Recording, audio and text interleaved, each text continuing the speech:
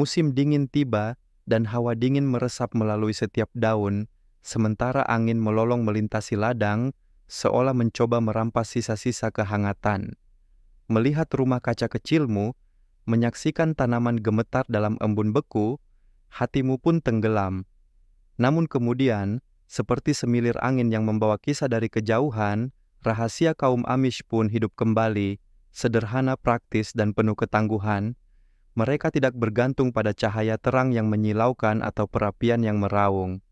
Biarkan aku berbagi kisah mereka denganmu, seperti dongeng berbisik di tepi api, tentang bagaimana mereka menjaga rumah kaca tetap hangat hanya dengan anugerah alam. Dan siapa tahu, mungkin musim dingin ini tak akan terasa begitu menakutkan lagi. 1. Sinar matahari emas, kehangatan dari sahabat lama. Bagi kaum Amish, matahari bagaikan sahabat lama, selalu siap berbagi kehangatan tanpa pernah meminta imbalan. Mereka membangun rumah kaca mereka menghadap ke selatan, di mana sinar matahari mengalir dari pagi hingga sore, menembus kaca bening atau plastik tipis, meresap ke dalam tanah, dan mencapai setiap tunas lembut. Bumi menyerap hangat itu, bagaikan mengering di samping api unggun yang berderak, dan ketika malam beku tiba, panas yang tersimpan itu tetap ada, perlahan memancar kembali untuk merangkul daun-daun hijau. Bahkan, pada hari-hari mendung, mereka tidak khawatir. Rumah kaca mereka dirancang dengan hati-hati, dimiringkan dengan tepat untuk menangkap setiap sinar samar, dan disegel rapat untuk menahan kehangatan, seperti selimut wol yang ditenun tangan seorang ibu. Hanya dengan bingkai kayu tua dan beberapa lembar plastik bening, kamu pun bisa mengundang matahari masuk, tanpa tagihan, tanpa kerumitan. Matahari adalah milik langit, dan yang perlu kamu lakukan hanyalah merentangkan tangan untuk menyambutnya. Ia akan menghangatkanmu sepanjang musim dingin yang panjang. 2. Batu dan air, pelukan sunyi. Setelah matahari menghangatkan tanah, kaum Amish memperkenalkan dua sahabat sunyi, batu dan air. Mereka mengumpulkan batu sungai yang gelap, hitam mengilap, merah pekat, dan menyusunnya di sepanjang dasar dinding dan di bawah pot tanaman. Tong-tong besar berisi air ditempatkan di sudut rumah kaca, menyerap panas matahari sepanjang hari. Batu-batu itu menyerap kehangatan, air menyimpannya, seperti pelukan lembut yang tak butuh kata-kata. Saat malam tiba dan angin dingin mengetuk pintu, mereka perlahan melepaskan panas yang tersimpan, mantap dan tenang, menjaga tanaman agar tidak menggigil dalam kegelapan. Satu tong air saja bisa menghangatkan seluruh rumah kaca semalaman, bertindak sebagai pemanas yang tak pernah butuh bahan bakar. Batu hitam dan bata tebal berdiri kokoh, indah sekaligus fungsional, menyerap sinar matahari bahkan lebih baik daripada sweater musim dingin yang gelap. Dengan hanya beberapa batu dan tong tua, kamu sudah memiliki sahabat setia, mengubah dinginnya musim dingin menjadi hangat yang menenangkan, tanpa mengeluarkan sedikit pun tenaga. 3. Tumpukan kompos, api dari bumi. Dan kemudian datanglah keajaiban yang paling mengejutkan. Bahkan sisa-sisa dapur bisa membawa kehangatan. Kulit kentang, daun kubis layu, segenggam rumput kering dari ladang, orang Amish mengumpulkannya, mencampurnya dengan sedikit kotoran hewan, dan membuat tumpukan kompos. Saat mikroba bernapas, tumpukan itu memanas, kadang bahkan lebih hangat daripada teh yang kamu seduh di pagi hari. Mereka meletakkannya di sekitar rumah kaca, atau bahkan di dalamnya, membiarkan panasnya menyebar seperti api yang tenang di bawah tanah, menyelimuti akar melalui malam yang dingin. Mereka mencampurnya dengan hati-hati.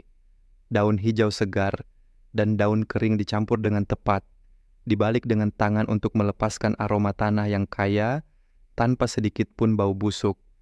Dan ketika panasnya memudar, kompos berubah menjadi humus kaya nutrisi, memberi makan tanaman lebih banyak lagi. Kehangatan, daur ulang, dan pupuk, semua dalam satu. Bisakah kamu melihat betapa murah hatinya alam? Dengan hanya sebuah sudut kecil dan seember sampah dapur, kamu juga bisa menciptakan api tersembunyi itu, mengubah musim dingin dari musuh menjadi sekutu. 4.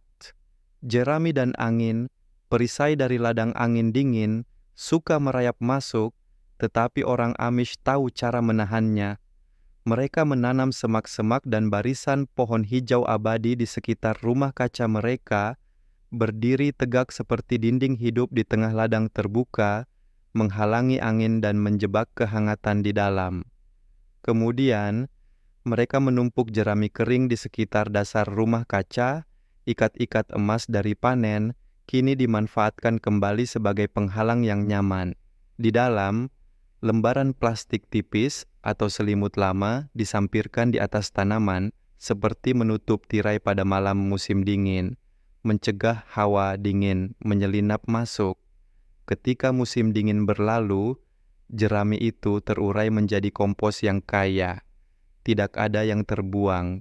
Segala sesuatu berasal dari tanah, dari tangan mereka, dari tanah tempat mereka berpijak. Tidak peduli seberapa keras angin meraung di luar, rumah kaca tetap tenang dan hangat, seperti rumah kecil yang berdiri kokoh di tengah badai. 5. Tanaman, para pencerita hijau. Dan kemudian, tanaman itu sendiri menjadi pencerita yang paling hidup. Orang Amish memilih kale, wortel, dan lobak, prajurit tangguh yang tidak takut pada embun beku. Kale, faktanya, menjadi lebih manis setelah malam yang dingin, seolah musim dingin sendiri memberikan sentuhan gula. Mereka melakukan rotasi tanaman, memastikan rumah kaca selalu hijau, dan sayuran segar selalu ada di meja. Itu sederhana namun stabil, seperti napas bumi. Ketika kamu mencabut seikat kale dari tanah di tengah musim dingin, dan menggigit renyah manisnya, kamu akan menyadari alam tidak bekerja melawan kita. Alam hanya menunggu kita untuk mendengarkannya. Orang Amish tidak melawan musim dingin. Mereka berdamai dengannya.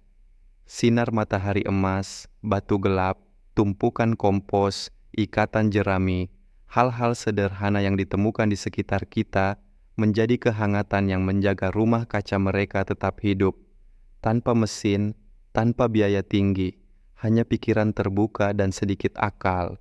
Orang Amish telah melakukan ini selama berabad-abad, bukan karena mereka berbeda, tetapi karena mereka mempercayai tanah. Sekarang giliranmu. Jangan tunggu. Masuklah ke kebunmu, ambil sebuah batu, dan saksikan sinar matahari, pertama menyentuh bumi. Musim dingin bukanlah akhir, itu adalah awal dari benih yang kamu tanam hari ini. Cobalah, kamu mungkin akan menemukan kehangatan yang tenang di hatimu, seperti napas lembut di ladang musim dingin.